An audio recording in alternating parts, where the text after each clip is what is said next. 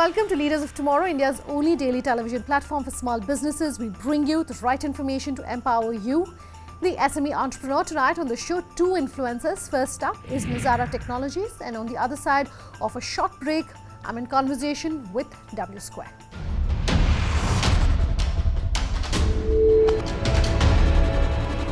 The global gaming industry is valued at nearly $172 billion, or at least that's the projection of growth by 2025, compared to which the gaming industry here in India is really small, valued at only about $360 million as of last year, according to reports. It's definitely, however, getting bolstered by cricket, by Bollywood, and the fact that we have some very highly skilled workers present for the gaming industry in India. I spoke about the growth as well as what really the future is for this industry in India with one of the leading players when it comes to this, Nazara Technologies. Listen.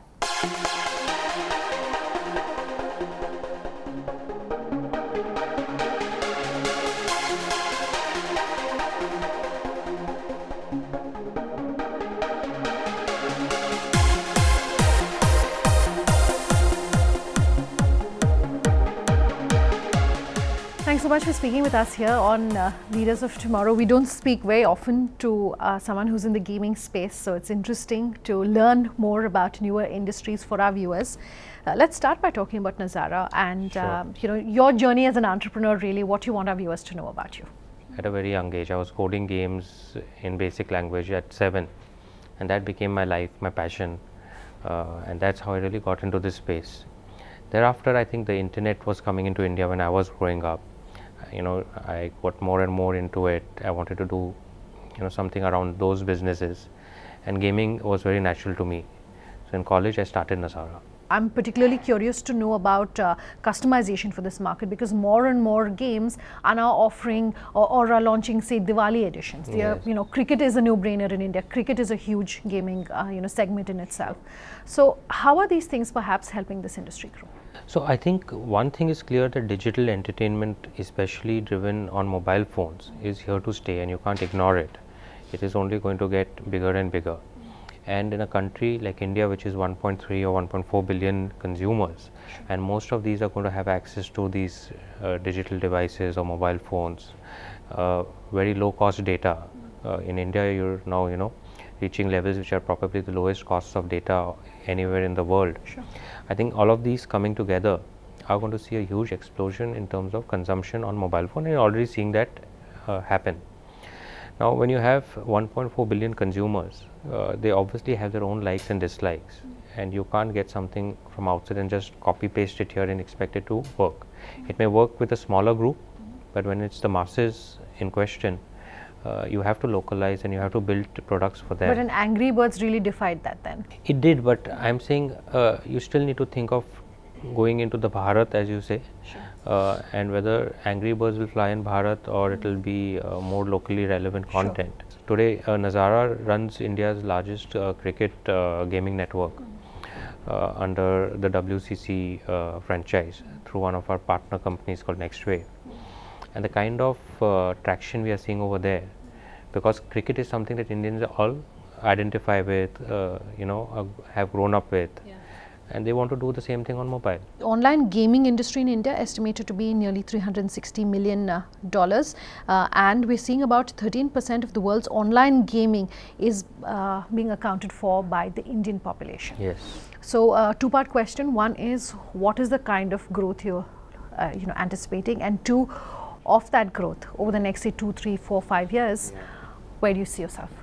So I think again, because of the growth in mobile telephony and data, we are at an inflection point.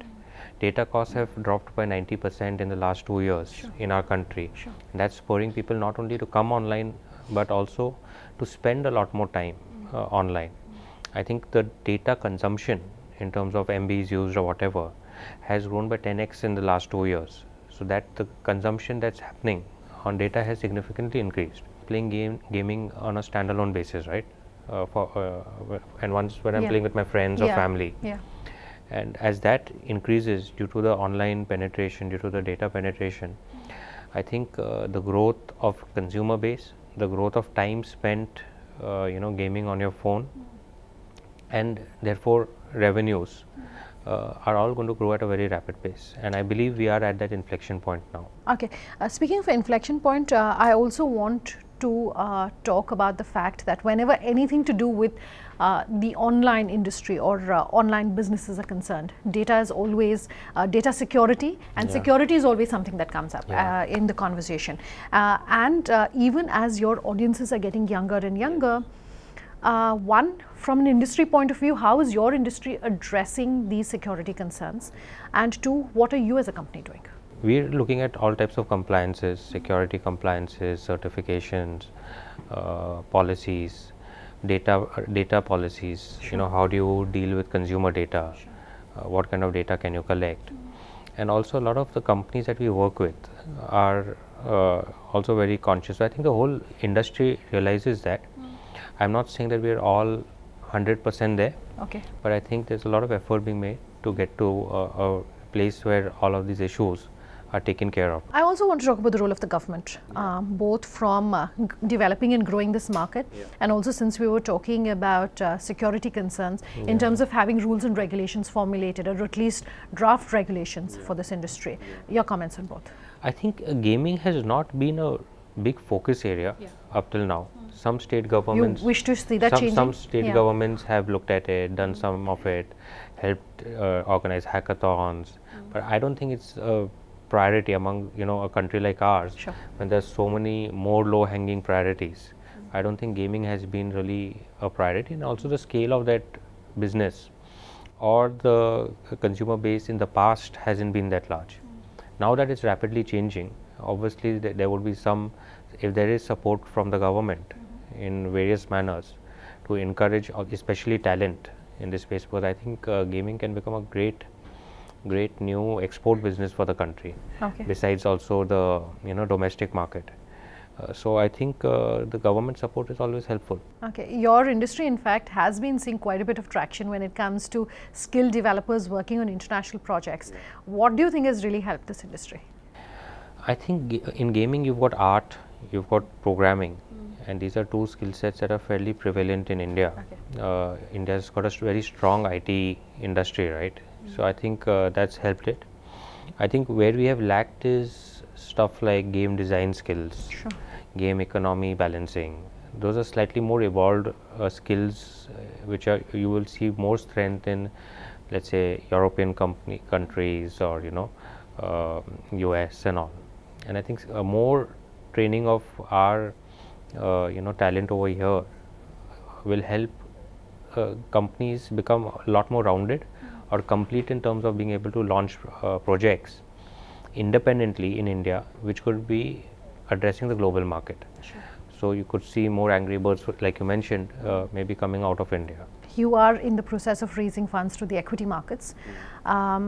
What has that sort of process been like? Why do you first of all think that it was necessary? Because you're the first company in your space that says we want to tap the primary markets.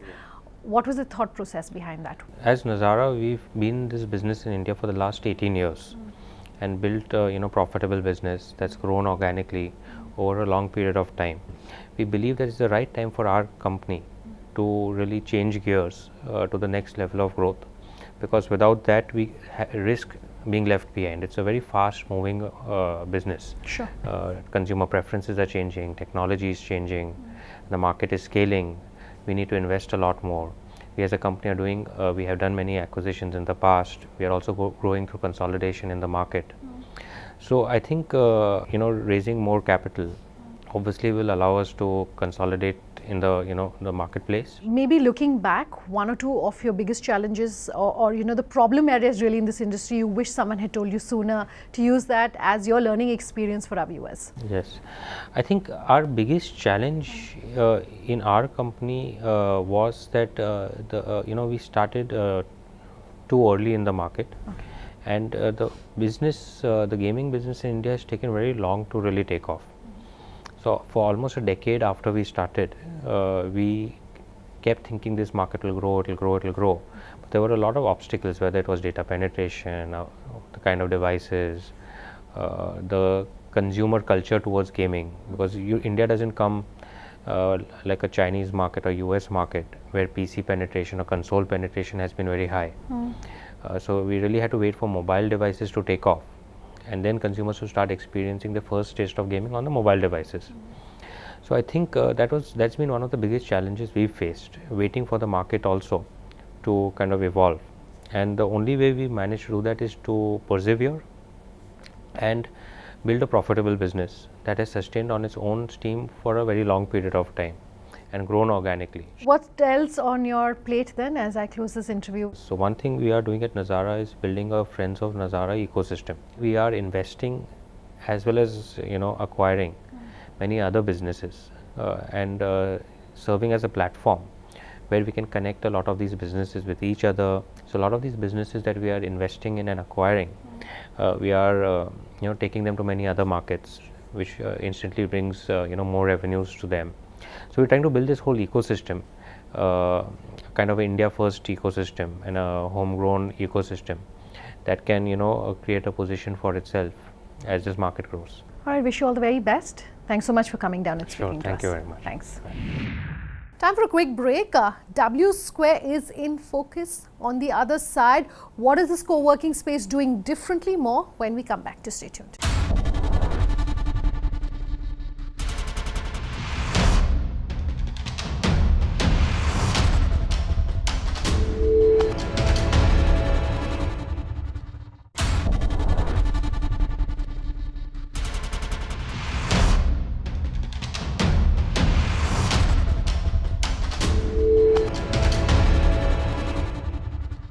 Welcome back. With us here on Leaders of Tomorrow. And tonight on The Influencer, I'm in conversation with Chennai-based WSquare.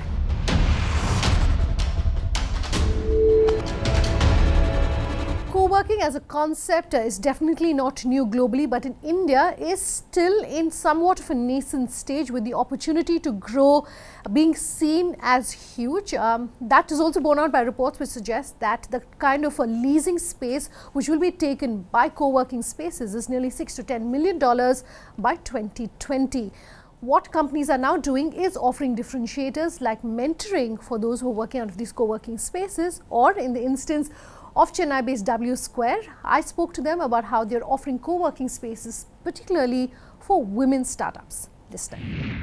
Vandhana, such a pleasure having you here on the Leaders of Tomorrow, talking to entrepreneurs about the innovation, and we're seeing so much of innovation really coming about in the co-working space, and yours is a unique form of innovation where you have co-working spaces dedicated for women entrepreneurs. That's right. Let's start by talking about why you felt the need over a year and a half ago to launch this space, why you thought that this space was essential to have this, because there are no other such spaces in the country. Initially, we actually had a digital marketing agency where we had close to 40 women who were working from home. And these were women who were in higher positions, such as graphic designers or top content writers or illustrators, who had quit because of a lot of family constraints or their own a small maternity break and so on, which led to around 2 to 3 years of gap. So they were a little bit apprehensive to get back to work, and they decided to work from home. So that's when we started interacting with them, and we had around 30 to 40 entrepreneurs, women working with us. And that's when we decided that women needed a space where they can work a lot more in peace. And we realized that the productivity for women to work on something increases when they have their own space within themselves, away from any type of disturbances or chores. So that's when we thought, why not create a space for them, not just a co-working, but an ecosystem where women find like-minded women like themselves. They form a community so that they can relate to each other, be it personally, be it finding professionally, to find someone to collaborate with, or personally to understand each other's stories, to motivate themselves, which is something I think every woman needs when she comes back after like a 3 or 4 year break, because she doesn't understand where she stands, right? So we felt that that community was required, and a community can be formed only when there's a space for them, all of them to get together. And that's how WSquare actually started out. Okay, what's the co-working sort of market like here in Chennai? Across India, of course, there's massive demand that's coming up, given all the logistical constraints. But one would assume, mistakenly perhaps, that all of the entrepreneurial activity is being restricted to places like Mumbai, Delhi or Bangalore. What's it like in Chennai? We started out, the first 6 months of our time was more on convincing women on why a co-working space was necessary. It was just not about the internet service or the unlimited coffee and tea that we have. It was also about the ecosystem that you form. Sure. Like finding another person. Suppose you are working on a business by yourself. It's very important for you to find a co-founder. If you are looking at someone to actually register your business and you don't know how, we have tie-ups with registration companies. We have tie-up with legal companies. If you're looking at marketing, we have tie-up with marketing. So they realize that it's just not the space, but it's also finding the right type of partner, and it's also helping them take their business to the next level. That is what end of day we try to do through the system, right? So that way I think co-working has slowly started catching up among a lot of entrepreneurs. For a product like this, which is niche, in a market that's clearly seeing a lot of more competition and a lot of innovation, right. What was that experience like raising funding? We reached out to investors who first were more into social impactful business. Though we are a business, we focus on more of a social cause over here, where we're looking at getting women back to work. So our main focus here is to touch out and reach out to women who have taken a 2-3 year break and ask them to come back in as entrepreneurs, which is not something a lot of communities there or companies there are doing. So that itself as a concept really worked with them. And of course, we had a close relationship with our investors. So we had first round of funding with more of them who knew us personally and who really believed in our passion to do something different like this, rather than look at the numbers or revenue or all of that takes place. So that is kind of what convinced them to get into this and invest in us. So one of the services that you do offer the women who come and work at your co-working space is mentorship and access to mentors who come and talk to them. My question really is to try and understand, how this is perhaps different from when a mentor is talking to a male entrepreneur. Right. Are the needs different there? How are they why is it different? There's definitely a bit more different for women because the investment that they're looking for, the risk they're looking for will be much lesser than how a normal entrepreneur might be looking at. For mothers, how do they get back to work? The confidence that they require is much more, right? So they take a 3-year break. And when they come back to work, when they talk to mentors, they even talk about that aspect, right? I'm coming back after 4 years. How do I gain more access, industry trends that are happening over here? I need more access to emerging technology. That is something that we always find missing when they take a long break. How do I get in touch with that? So that is the type of mentorship that women look for over here. Women making an investment in a company will be much lesser than a man might making. If you see statistically speaking, the investment is much lesser and they want to get into businesses where the risk is much lesser as well. So to convince them to say that you need to take more risks, or for example, just take your product, you can actually distribute your product pan-India. You can actually expand scale up your businesses across India is something that we need to convince a woman. It's not something that we need to convince a male entrepreneur, because end of the day that's what they're looking at. They need a pan-India, a national presence. But if you see a lot of women, they're very happy with their closed views of, hey, I'm happy just doing something at home where I get a meager income which helps me become financially independent. But you can become a leader, you can actually take this forward, and probably another 5-6 years time you can be a mentor for someone who does something like this, right? So that is something that we need to motivate, and that can happen actually through mentors whom they actually look up to and tell them that you can take it forward. Given that you've been associated with the entrepreneurial ecosystem for the past 1.5-2 years here in Chennai, I want to understand how you've seen, what sort of changes have you seen in the ecosystem? I was quite interested to understand and to see from your website that the kind of, the charges that you are charging, the people who are using the space are on par with what co-working spaces in Mumbai, for instance, which are slightly more developed, if I can call it that, when it comes to the entrepreneurial ecosystem. So, how would you sort of rate what is happening here in Chennai when it comes to entrepreneurs, when it comes to startups, and also what are some of the changes you've seen? I think that we have seen, for me, I would talk about more of women entrepreneurs, which have been working closely with. I think they have slowly started coming out and realized that an investment is required if you're looking at expanding your business. If you want to scale it up and go the next level, that is something they have started understanding. And they have realized what a co-working can actually do, and incubation actually helps them with.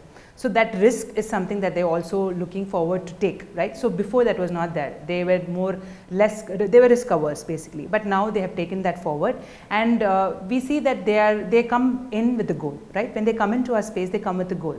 They either want to collaborate, or they're looking at investors to expand their business, or they're looking at more customers. So which they come within a goal, and they try to achieve that through the system that we have, the community that we have over here. So that way I think that the entrepreneurs that we have been seeing, compared to how they were, like say 1.5 years back, they did not have a clear idea on what they wanted to do. But now we see that changing. And we see women in technology, which we don't have, we always been struggling with that, right? There are a lot of women startups here, women-led startups here, who are moving into AI, who are moving into fintech, who are doing a lot in agri-tech, in green, creating a green environment. We see a lot of women entrepreneurs moving into that and embracing technology as well. So that way I can see a huge shift happening, and they're more confident through it. And I think these kind of incubation programs, accelerators, co-working spaces actually help them take their business forward. Data shows that less than 5% of all funds which have come into the ecosystem, and I'm talking about startups, have gone to women-funded businesses. There may be fewer women-funded businesses, so that may also reflect in the numbers, but it still is an abysmal number, less than 5%. In your interaction with investors who are coming in, meeting with the entrepreneurs who are working out of your space, maybe one or two things that you are picking up from them. Yes, one of the things that investors are very interested to invest in women startups, because they feel that the revenue that they get back, or the amount of work that they get done, is much more. If you see statistically also speaking, when women founded teams or startups are there, the revenue that they build is always a bit more than what a typical startup also gets in. Right, so investors are always interested to fund for women-led or completely women-founded companies. But what they tell us or give us as feedback is, one is they are risk averse, and second is there are some spaces in which they need more exposure in, right? So for example, a company comes in and they don't know how to scale up their business. So they have an amazing product, but they're restricted to a city. How do I take it to different cities is something that they're not very, do not have much knowledge on. Or for example, how do I take my product digitally, right? So how do I empower digital? Can I create a mobile app? Do I have an e-commerce portal? Can I collaborate with other leading e-commerce portals? These areas, or when it comes to investment, what do I need to invest on? Do I need to invest on my marketing, or do I need to invest on expanding my business, or in manufacturing? These are things that they need more guidance in and mentorship in. That's where they're stuck. So what they are saying is, that's where we want to come in and give them a clear idea on, this is your plan for the next 12 years, right? Go and branch it out and be very clear on what you want to do and present that to the investors. What next for you, Vandhana? We've spoken about some of the different geographies that you're looking at expanding into, but anything else that you're working on you can share? So we are focusing completely on our incubation program right now. We will be launching ours in Bangalore, and then we're looking at launching it across the metropolitan cities as well. So we'll be running 6-week to 8-week incubation programs. One will be completely for technology startups, which are women-led. We'll be focusing on a 6-week program, followed by a demo day with investors. We'll be choosing these startups based on the hackathon that we have pan-India. The second are product incubation. So we are focusing on small medium enterprises which are run by women entrepreneurs. So we will be doing an 8-week program where they'll be mainly largely looking at how we can distribute and expand their businesses for them across the space. So that is something that we will be guiding them on, and we'll be focusing on small women entrepreneurs and helping them actually expand their businesses and take it to the next level. Sure. So these are the 2 things that we have planned for the next year. Wish you all the very best. Thank you so much. Thanks so much for your time here on the show. Thank you. Thank you so much, Vandhana.